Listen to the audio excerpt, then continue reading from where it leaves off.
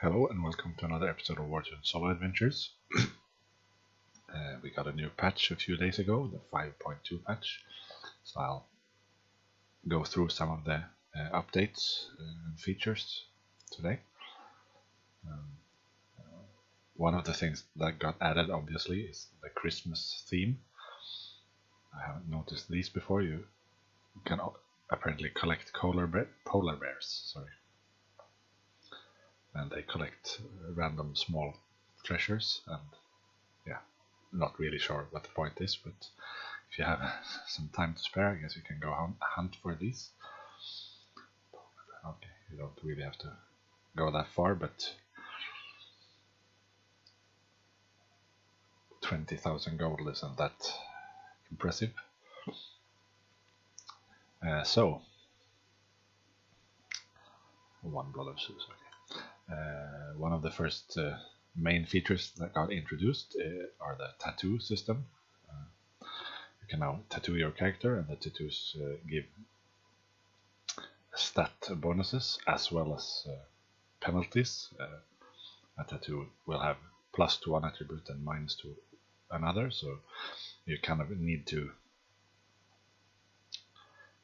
get one that suits your character's stat needs. The stat benefits are relatively minor. 7 charisma, that's like a level 2 gem or something, so that is pretty insignificant. But then again, you have a new place here called the henna lab, where you grow henna. I guess that is used for tattooing. You can basically get 5 per hour in each one of these. That's the resource you use for your tattoos, so even if the stats are rather small, they're still free, so just grow some henna and do some tattooing when you get enough, and then don't really have to overthink things, I guess. There seems to be no benefit. You can either do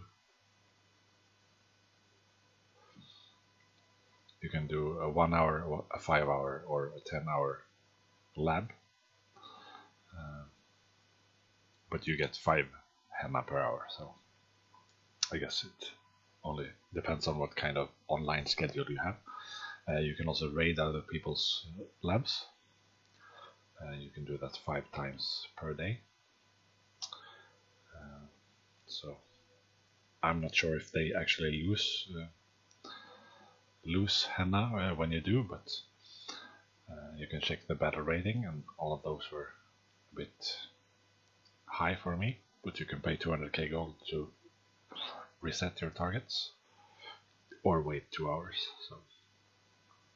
So 1 million, that should be good. So and the targets seem to be random, and then we just wrong set of skills. Yeah, just a regular fight, and then you get some extra henna.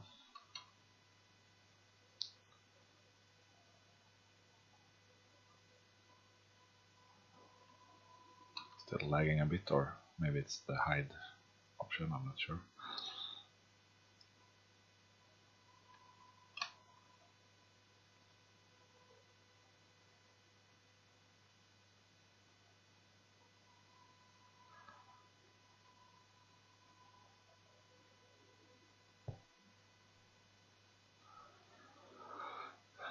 So I got 1 henna, that wasn't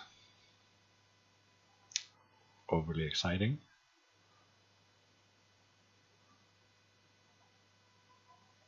You lost henna. When being raided, I'm not sure if you actually lose it or...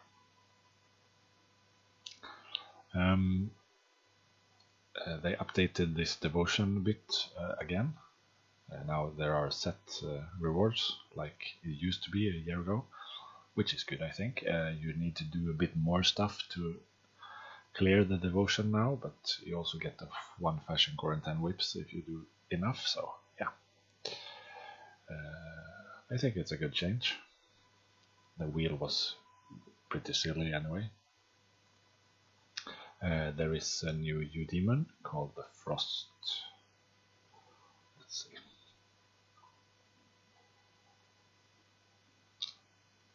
Frost Panther Warrior. Looks pretty cool. I managed to get it by spending some marks, which was lucky because now there are 7 different kinds, so that means on average you would spend 35 marks to get one. You can get one, well, maybe it's too late now, but you could get one for the consecutive recharge bonus by recharging 5 days in a row, so this kinds of offer seems to be more and more common now, so it doesn't matter that much that it can be hard to get it from spending U-demon marks. Another change with the U-demons are that the skill scrolls were scrapped, and now there are only 3 kinds: general, active, and passive, which means that you can it's a lot easier to train the skills you actually want to train, because the same scrolls are used for all of the skills. So that's a really good change. It used to be pretty much impossible to get the ones you wanted, but now you can, although they now removed the skill chests from the guild shop, so you can't get nearly enough as many chests as you could before, so I guess perhaps that's will even things out, but you can still buy the dimension coordinate chests. They changed this altar. I think the rewards are similar, but you can spin all 30 once right away, so that's good. Saves you some time.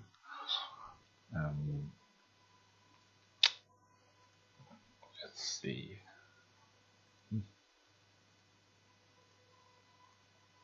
Okay. So what else is new? Well, one major thing that got changed, or well, maybe not major, but they updated the VIP and Spirit Covenant system a bit. For the VIP, basically the only thing they changed is that you will now get a discount when converting gems. That it's dependent on your VIP level. So I'm VIP 9, which means I get 50% off. This is really good because you're forced to convert a lot when doing the higher level gem events most of the time, and also this means it's a lot cheaper to switch around your resistance crystals if you don't have all sorts, if you need to switch to a particular resistance. So that is really good. The VIP system needed a bit of an improvement, I think. So this one was really good. You don't have to, I know the note said you had to reactivate your VIP and Spirit Covenant status to get this. That is only true for the Spirit Covenant. I had the discount right away for my VIP, and I didn't before I activated it again, so that's just an added benefit. So on to the Spirit Covenant, which got a much needed improvement. There are 4 new buffs,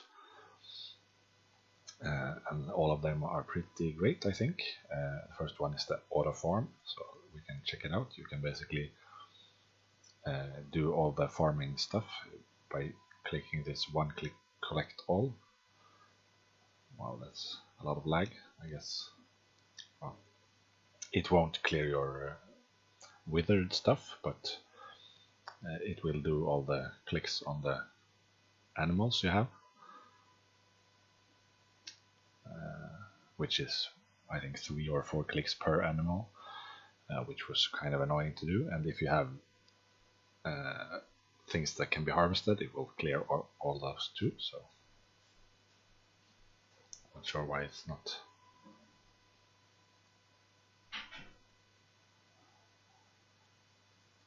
thought it was supposed to. Okay, maybe something got messed up there, but yeah, so it will clear all your animals. So I guess that's not really a huge benefit, but make farming a bit less painful. And yeah, most of these buffs are really that, a convenience buffs, so that is a good thing. The skill master lets you reset skills and talents for free for 31 days. That is a really good thing, because that's really expensive. That also means that if you, like me, I had 4 of these 24-hour Spirit Covenant scrolls from the old underground dungeon and some other places. And this basically means that you can use one of these if you want to change your skills around. If you don't want to have the Spirit Covenant pack all the time. So that could be really useful. So if you are a bit of a hoarder like me, you probably have some left. So good thing if you want to switch some skills around. It's not something I do that regularly.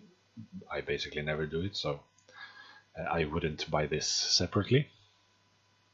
This Monster Raider buff is really cool, I think. Basically lets you find the bosses in the wilds without searching for them. It puts up one of these crosshair icons next to the bosses, and if you click one, your character will walk there. So I'm not going to bother right now.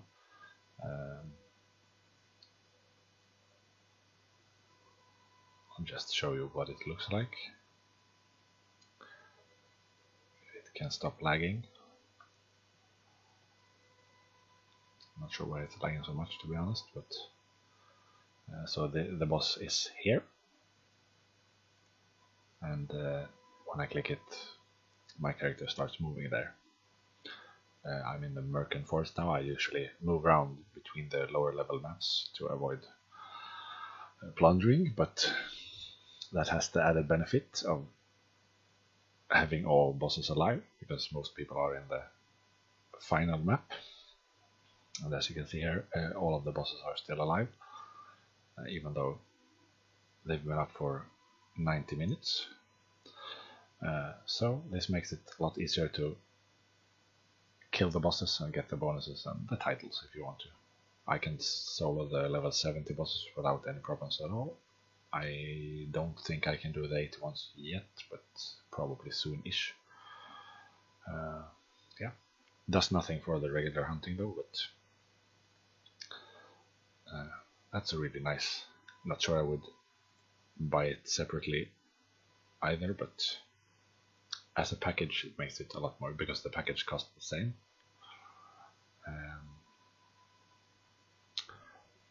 So that makes it a bit more appealing. The final added buff is the boss attack, which is used to automatically navigate in the world boss. I guess that means you can AFK the entire world boss. You will automatically attack the boss again once you die, so that's nice. The world boss doesn't really live that long these days, so it's not a huge boost, but if you're around you can just AFK through the thing and get a bit more gold, so that is good. This Lord of Time buff now works as intended as well, and I think they changed so you can speed up more things. Basically now with this Lord of Time buff active, I can pretty much do everything in the every daily quest in the or task in the game in just a few minutes. I can now speed up all the catacomb runs as well as the solo campaigns. So everything but the multiplayer stuff, basically, which is a really nice thing. There we go. So that's all of the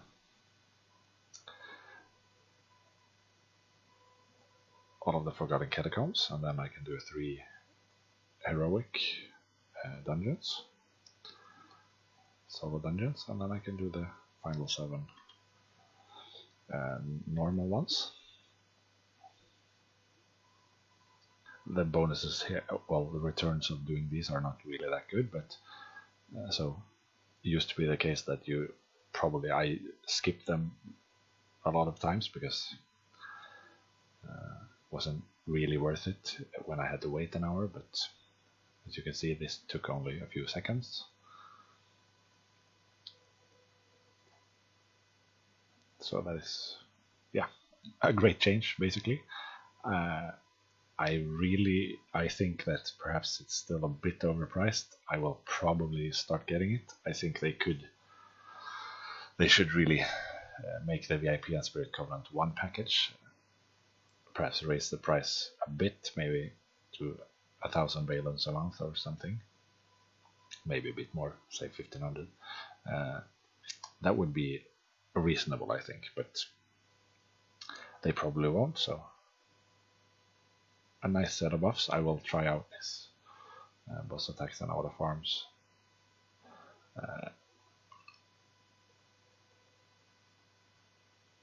Probably will end up. The thing is, since the whole package only costs 1,300, I usually use this power healing, and now I will probably most likely want this a lot of time, and that's already at 900, so I might as well spend the entire 1,300 to get it and get the bounty helper, I guess. When I have it, I do the bounty quests. When I didn't have it, I just skipped them. So, but it's an okay. I guess I will save a bunch of gold, which is nice because you need too much gold for holy forging. So, yeah, this also means that if you want to reset your skills, you never have to spend. I think it used to cost 1,000 bound valence or valence. Oh yeah, okay. So you could use bound valence, I think, and now you can buy this one for 375 valence if you want to reset your skills. And you can do it for a month because all of them can still be bought separately, I think.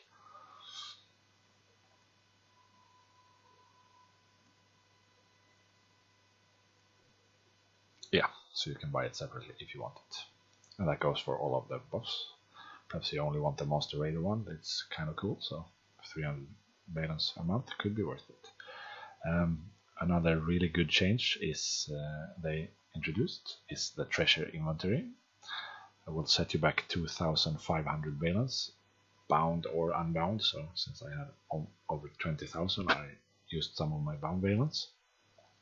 This will give you 5 full pages that can be used for gems and crystals and yeah, the Eudemon gems and self gems. So probably impossible to fill it up right now, even if you have every kind of gem. But eventually they'll probably introduce enough gems and crystals to fill it up. So this is a really worthwhile thing to spend some bound valence on. Cleared up my inventory a lot. I now have, yeah, I still have a pretty crowded inventory, so that was a much needed change. I need to sort it out a bit as well, but they also added a dimension coordinate inventory here in the Mystic Gate screen. This, however, isn't a real inventory, it just displays the coordinates you have in your bags already, so it won't save you any room, but I guess it will save you a few clicks. If you want to open a new one, you can just go here and open the right type right away. So an okay change.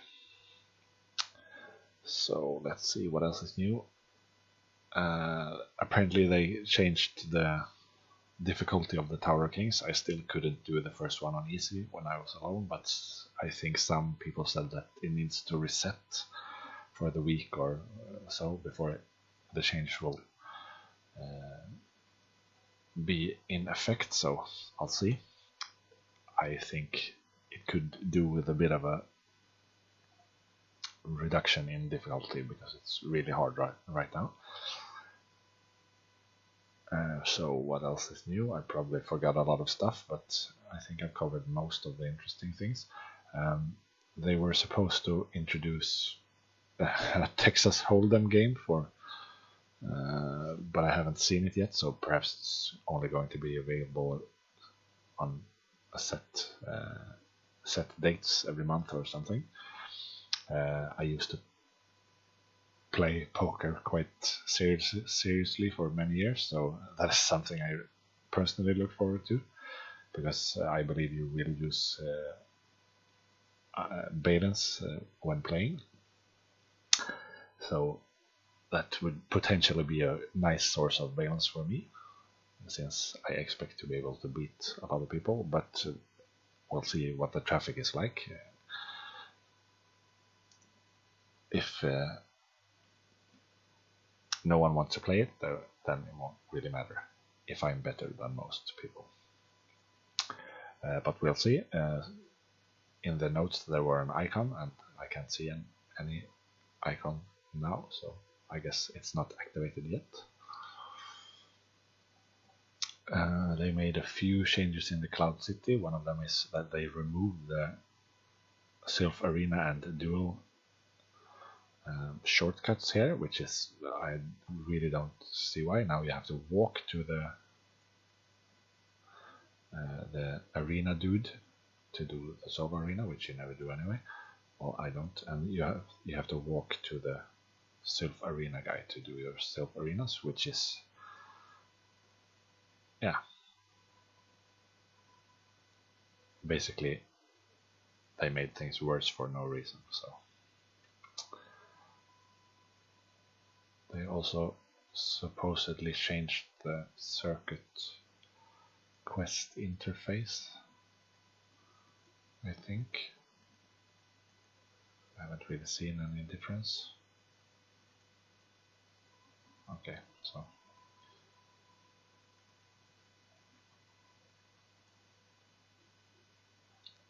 looks pretty much the same to me, but maybe there was some small difference.